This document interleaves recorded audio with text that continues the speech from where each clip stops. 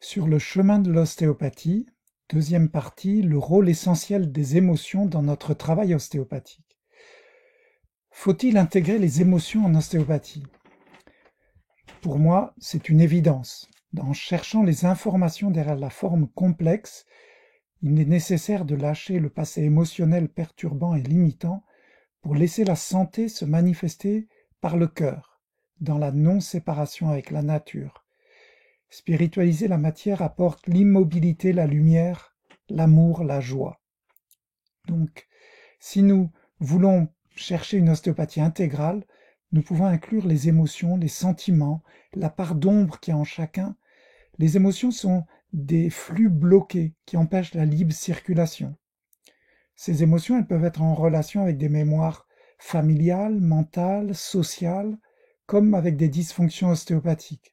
Elles incluent une partie d'inconnaissable et le développement de la conscience de nous-mêmes, des autres, de la nature, du cosmos, du tout, permet d'aller plus loin vers la recherche de santé qui est présente. Les principes ostéopathiques sont bien adaptés à l'émotionnel. On parle d'unité du corps, mais l'unité, elle est aussi émotionnelle, mentale et spirituelle dans la nature. On parle d'autorégulation qui est présente en chacun. Cette autorégulation, elle est émotionnelle et mentale aussi. On parle d'interrelation des structures et des fonctions. Cela joue, nous allons voir, au niveau émotionnel. Les événements mineurs qui ont pu arriver, quelquefois vont gouverner des événements majeurs. Et ainsi, la libre circulation des flux émotionnels nous amène vers la santé. Pourquoi, souvent, je me suis posé la question, pourquoi certains patients ne réagissent pas au traitement? Pourquoi il y en a qui surréagissent? Pourquoi 10% des Français sont sous antidépresseurs? Pourquoi les thérapies psychologiques fleurissent? Pourquoi il y a une tendance à répéter ce que nous avons fait hier, suivre les mêmes rails, cette loi d'inertie? Comment arrêter le flot de pensée? Est-ce que notre travail de conscience intérieure peut modifier le monde extérieur? Voilà des questions auxquelles je me suis penché en partant de l'anatomie émotionnelle. Il y a une architecture somatique émotionnelle dans notre corps. Il y a un patrimoine génétique émotionnel et des strates faciales, hormonales, nerveuses. Le système nerveux autonome, on va voir, est un puissant outil pour travailler en lien avec les émotions, qui a des organes cibles. Tout cela contrôlé avec le système limbique, qui est interface entre la vie végétative et notre cognition. Les centres émotionnels, quand on regarde un cerveau, paraissent au centre, vraiment au centre du cerveau, avec le thalamus, la gare de triage qui est au centre, les centres d'hypophyse, hypothalamus, épiphyse derrière, les amygdales en relation avec la peur, l'hippocampe, les mémoires. Tout ça est complètement en relation avec nos organes d'essence, les yeux, les oreilles, le nez qui se rejoignent, le cerveau reptilien étant plus à la base et le cortex dont nous sommes si fiers contrôlant cela. Tout ce cerveau émotionnel est en relation avec le cortex préfrontal. Les émotions fonctionnent, ces structures émotionnelles, elles fonctionnent en tenségrité. Il y a des structures qui sont en compression, physique, psychique, continue, et d'autres qui sont en tension discontinue avec le passé. Ainsi, on maintient l'intégrité de la santé en le cerveau jouant tout le temps sur des économies d'énergie émotionnelle. De cette anatomie émotionnelle émerge une physiologie, un fonctionnement des émotions. C'est essentiellement, ça a été étudié au XXe siècle, le syndrome général d'adaptation au stress, qui fonctionne avec le système nerveux autonome, l'orthosympathique pour résister au stress et le parasympathique polymorphe qu'on va voir, qu'on peut expliquer à travers de nos jours avec la théorie polyvagale. Dans le fonctionnement des émotions aussi, on doit intégrer les lois de guérison de Hering, c'est-à-dire que donc, tout fonctionne par couches et les guérisons vont plutôt comme ça du centre vers la périphérie, du haut vers le bas, du plus ancien vers le plus récent. Et tout cela inclut les parts d'ombre et d'inconscient dont nous n'avons pas le contrôle complètement. Donc le système nerveux autonome est un système d'évolution ancien, un système d'intégration qui est essentiel dans l'évolution des humains. Il sert d'interface entre l'environnement et le milieu intérieur. Il permet d'intégrer les informations venant de l'extérieur. Les informations afférentes, humorales, hormonales, nerveuses, vont vers le cerveau. C'est une notion d'interoception. Les informations venant de l'extérieur vont également vers le cerveau par les systèmes sensoriels et le système d'extéroception et d'adaptation, de proprioception. Tous ces éléments vont aller vers donc le système nerveux autonome qui a une interprétation subjective. Chacun de nous, on a une interprétation différente en fonction de notre vie, de notre vécu, de beaucoup de choses. Par la suite, à partir de ce système nerveux autonome, l'activation motrice va aller vers l'extérieur, vers la peau, vers les organes des sens, vers tout notre système musculaire, hormonal et nerveux. Les systèmes spino-inhibiteurs profonds du système somatique seront activés lors d'interventions manuelles. Et donc, nous avons toute notre part à travailler avec nos mains. Pour approfondir un petit peu la théorie polyvagale de Stephen Porges, le système nerveux autonome régule de façon neuronale les adaptations au stress. Il y a d'autres régulations hormonales, et on verra avec le cœur aussi. Donc, il n'y a pas de dimension unitaire dans la régulation des adaptations au stress. Le système nerveux autonome automatique, amyélinique, reptilien, agit sur le système digestif d'abord et sur l'ensemble des systèmes par une réaction de figement, d'effondrement. Un animal qui se trouve pris dans la savane par un lion, il va figer, il va plus bouger. Une autre partie du système nerveux autonome, donc au niveau sympathique et parasympathique dorsal, va inhiber l'influence du système primitif dont on vient de parler. Et il va entraîner une action, qui est une action en général de combat ou de fuite par le système orthosympathique. Il y a une troisième partie du système nerveux autonome, myélinisé, ventral, principalement parasympathique, qui est présent chez les mammifères, à partir des mammifères, et qui va influencer le cœur pour s'adapter à l'environnement. Il est lié aussi avec les nerfs qui vont vers la face, avec le premier arc branchial, on voit les expressions de la face, les notions de succion, de respiration, de parole qui peuvent être utiles pour calmer. Ce système se met en place de façon très précoce dans les interactions mère-bébé, dans la notion d'attachement. Donc ce système vagal supérieur est essentiel au comportement prosocial qui est d'actualité aujourd'hui.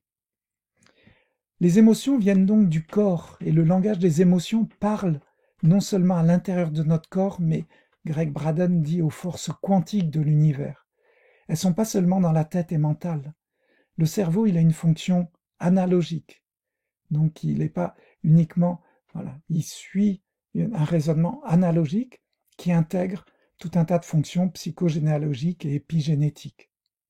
Les sensations de compression de la naissance, par exemple, vont avoir des répercussions au niveau du corps pour le reste de la vie, et on peut travailler dessus. Les mémoires de petite enfance, toute la neurophysiologie des affects vont être confrontés à un processus de régulation qui vient de notre système nerveux et de notre corps. Il y a une biologie des émotions qui a été étudiée avec des réponses chimiques, neuronales, et les réponses biologiques, elles évoluent en fonction de ce que l'on expérimente. En ce moment, avec la peur du virus donc, qui est présente, il y a une modification en profondeur, je suis sûr, dans la biologie de nos émotions. Les études qui avaient été faites sur la peur du premier train, sur l'adaptation des oiseaux ou des singes au monde dans lequel on est, l'adaptation de l'humanité par rapport à ce qui se passe, tout ça, c'est des éléments qui ont une influence sur notre biologie. Il y a une typologie aussi des émotions, avec des émotions primaires, essentiellement biologiques, des émotions secondaires qui sont culturelles, Elles ne sont pas universelles, elles dépendent de chaque culture. Les expressions faciales ont été très étudiées par rapport aux émotions. Et il y a des émotions d'arrière-plan qui sont plus anciennes.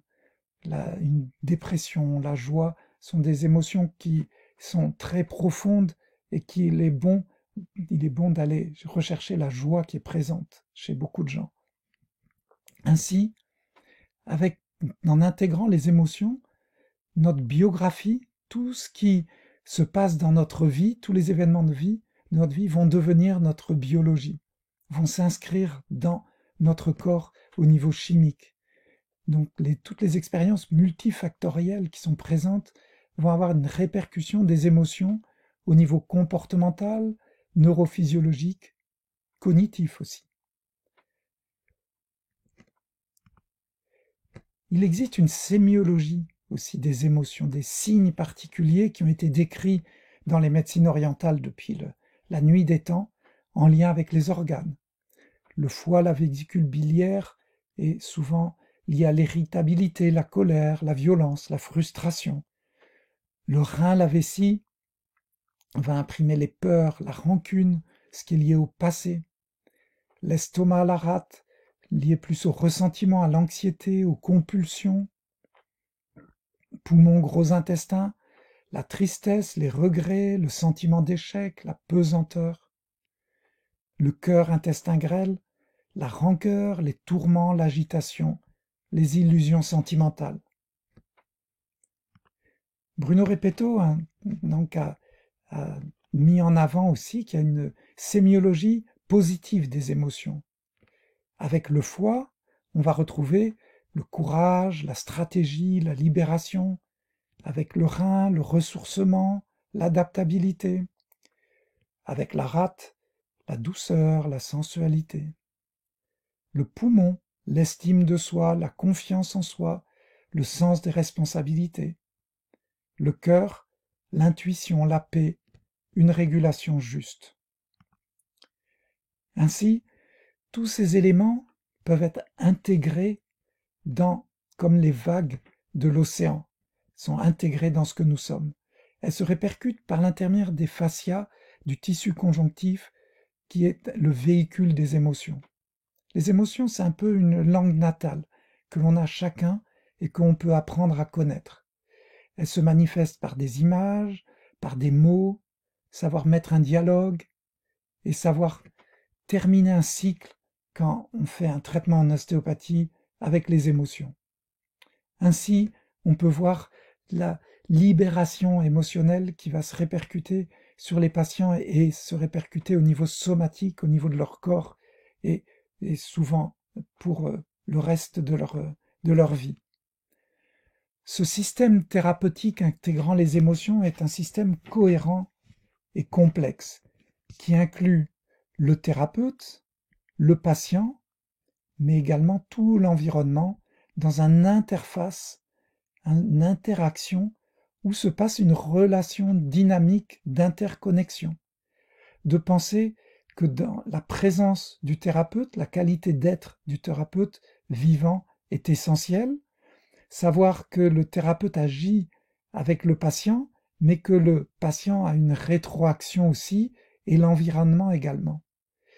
Savoir que les mots que l'on peut mettre au niveau conscient, il y a aussi au niveau non conscient, et les psychologues et psychiatres travaillent aussi sur l'inconscient, mais ici je parle de non conscient, je ne suis pas psychologue ni psychiatre et je ne veux pas entrer dans ce système, c'est juste laisser remonter une relation cybernétique multidirectionnelle qui fait qu'à la fin d'une consultation, chacun doit être gagnant de ce qui s'est passé.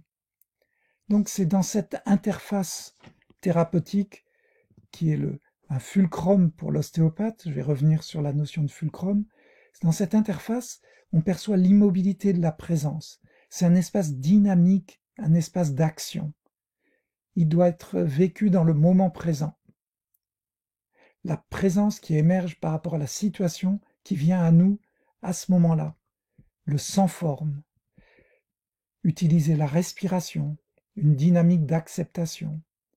Être enthousiaste de coulement d'énergie intense, la libération de l'illusion dans la forme du moi. C'est pas notre ego, notre petit moi qui est important. Et tout ça part si on a un fulcrum, un point d'appui important. Cette notion de fulcrum dans la tradition ostéopathique, elle vient de Sutherland et de ses proches élèves, Howard et Rebecca Lippincott, qui en 1948 expliquaient que dans un traitement, en prenant une balance, la puissance du traitement ostéopathique n'était pas dans le patient ou le thérapeute, mais que la puissance se trouvait au centre de cette balance où apparemment il n'y a pas de mouvement. Donc le fulcrum, c'est le point d'appui du levier sur lequel va se passer la force du traitement. C'est chez John Upledger parlait de kyste d'énergie. Cette puissance est présente dans ce fulcrum et la source de cette puissance est l'immobilité. Donc, il peut y avoir des points d'appui objectifs, matériels. On va tester un patient, on va trouver des endroits où il y a des fulcrums matériels, mais ils sont le plus souvent subjectifs.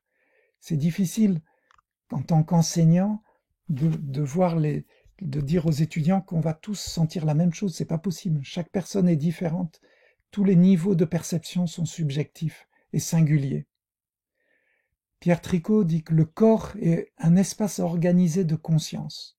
Donc ce sont ces consciences qui se manifestent. Un fulcrum, ça peut être un ensemble liquidien pulsatile rythmique, en expansion, en rétraction. C'est une conséquence perceptible de la vie manifestée. Ça peut être un système que l'on perçoit comme un cloisonnement fibreux au sein de la membrane extracellulaire. Il peut exister des fulcrums physiologiques, des sentiments d'écoulement, et des fulcrums aphysiologiques qui sont imposés à un système qui vont entraîner des rétentions et un système de compensation. D'où les problèmes de tension, de maladie, et donc lorsque tout le corps est en rétention et ne bouge plus, c'est la mort. À partir de ce fulcrum, on doit rechercher un point neutre, comme dans un sablier. Quand on regarde donc William Sutherland, un des professeurs en ostéopathie auquel on se réfère, donc quand il faisait un traitement, il ne cherchait pas à mettre de la force, mais dans l'empathie, dans cette connexion entre le patient et lui, en intégrant l'environnement. Quand avec les mains, donc on va chercher un kyste d'énergie, pour reprendre la terminologie de John Upledger, on va percevoir que c'est enkysté, donc un point d'appui, un fulcrum chez un patient. Cet exemple tiré de son livre où un patient tombe sur les fesses, il va y avoir une force qui va rentrer dans le patient, qui va avoir une puissance et une direction. En fonction de la façon dont la chute s'est faite, l'inscription dans le corps au niveau somatique va être différente. Ça peut être, il peut ne rien se passer du tout, il peut se passer au pire une fracture d'une vertèbre ou d'un coccyx, mais il peut y avoir une incidence au niveau de la nuque, au niveau du système viscéral. Et la grande différence dans les conséquences va être l'état émotionnel de ce patient. Si cette dame qui chute est en train de rire avec des amis, elle se souviendra d'une belle chute qui s'est bien passée. Si elle est en train de divorcer et que son mari la regarde tomber, elle va intégrer que c'est à cause de son mari qu'elle a eu ça, et donc il y a tout un processus qui va se faire au niveau de son système émotionnel et mental. Donc, nous, en ostéopathes, on va chercher avec nos mains à scanner où se trouve ce fulcrum, ce point d'appui. Comme lorsque vous jetez un caillou dans l'eau, vous voyez les cercles concentriques au-dessus, autour, au-dessus, mais c'est au-dessus dans l'air, et en dessous dans l'eau aussi, dans tous les plans de l'espace. Et là, on peut intégrer ce qui s'est passé dans tous les plans de l'espace, mais en même temps rajouter le temps, tout ce qui est ancien, si ça s'est passé il y a 20 ans, de savoir qu'il y a une inscription et on peut percevoir ce qui s'est passé il y a 20 ans, et avoir une action dans le moment présent. Si on regarde un arbre, quand on coupe un arbre, on voit bien que lorsqu'il y a eu une blessure, il y a tout un tas de strates et on peut aller donc jusqu'au point de départ et trouver un point d'appui au point de départ de cette blessure et aider les facteurs d'auto-équilibre donc du patient pour voilà, relâcher la tension qu'il y a pu y avoir. En pratique, on doit être ouvert à l'environnement, à l'image de la nature, aux notions d'intention, d'attention et de présence, dit Pierre Tricot. On a parlé du neutre, de chercher des perceptions de dense, fluide. Ensuite, mettre des mots sur les émotions et chercher la libre circulation. C'est pas, nous ne sommes pas psychiatres et nous cherchons juste à laisser circuler ce qui peut aller pour aller rechercher la liberté au niveau de la dimension d'être du patient. Les réponses que l'on va voir du système émotionnel du patient vont être visuelles, avec les mouvements rapides des yeux, avec très souvent un changement au niveau visuel, ou les yeux qui se ferment. Ces mouvements rapides des yeux sont utilisés maintenant par un certain nombre de psychologues. Des réponses respiratoires, avec en général un temps d'arrêt, et puis après d'apnée, puis après une grande respiration, un relâchement. Des changements dans la vitalité de la voix, dans l'audition. Les réponses émotionnelles, ça peut être aussi au niveau odorat. On sent des odeurs, que quelque chose de nauséabond peut sortir dans le traitement, ou au contraire de sentir une odeur agréable, on perçoit ça. Des bruits à type de borborisme un peu au niveau du ventre. L'environnement change, on peut avoir l'impression, comme le décrit Boris Vian dans L'écume des jours, que la pièce est plus grande ou plus petite, et des changements de perception en termes de lumière, de chaleur, on y reviendra. Dans cette approche émotionnelle de l'ostéopathie, il est important de proposer une verbalisation. La réponse est dans les mains, dans le neutre, dans le calme, mais mettre des mots permet d'aider à rejoindre au niveau du cerveau, du système neurovégétatif, de ramener vers le système cognitif une résolution. Il est important nous-mêmes de rester dans l'interface, de ne pas s'engager dans le dialogue, et juste de chercher la paix, le bien-être, le bonheur pour ce patient, et savoir terminer une consultation. Alors se dégage ce que je pense être des sensations de chaleur, de bien-être, liées sans doute à l'ocytocine, aux endorphines, qui vont permettre aux patients d'être plus dans l'attachement, pour les enfants de permettre de rétablir le lien, un meilleur lien avec les parents, la maman, pour les adultes, de jouer par rapport au lien social, du plaisir des contacts avec les autres, quelquefois donc une libération de sérotonine liée au stress. Les émotions en elles-mêmes sont toute une palette d'émotions telles que la joie, la tristesse, le bonheur, les peurs, l'orgueil, la honte, la sympathie, l'amour. Chez un enfant, les besoins émotionnels sont essentiels pour permettre donc la croissance et la maturation de son système nerveux. Le premier besoin émotionnel de l'enfant est de dormir. C'est très important dans notre société où les enfants ne peuvent pas dormir tout leur soul. Deuxième besoin, c'est jouer, ensuite bouger, être en sécurité, bâtir donc de l'attachement affectif, ainsi développer une intelligence émotionnelle qui va permettre une communication. Dans la communication avec les enfants, c'est important d'avoir une communication positive par des encouragements, le respect des contrats, de mettre des mots. Cette approche ostéopathique des émotions a ses limites aussi.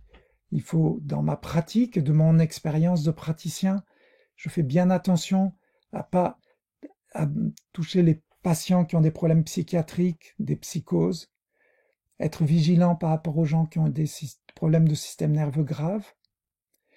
Avec les femmes enceintes, tenir compte, c'est important qu'elles libèrent leurs émotions, mais tenir compte qu'elles sont deux, qu'il y a un bébé en même temps. Avec les gens drogués, de faire attention, ils vont rechercher cette sensation de relâchement, de bien-être, comme si ils allaient rechercher une drogue. Et pour les pathologies graves, toujours avoir un diagnostic différentiel auparavant. Voilà quelques bibliographies en lien avec ce cours, et donc sur la chaîne YouTube de Bruno Ducou, vous allez pouvoir retrouver ces cours. Merci beaucoup.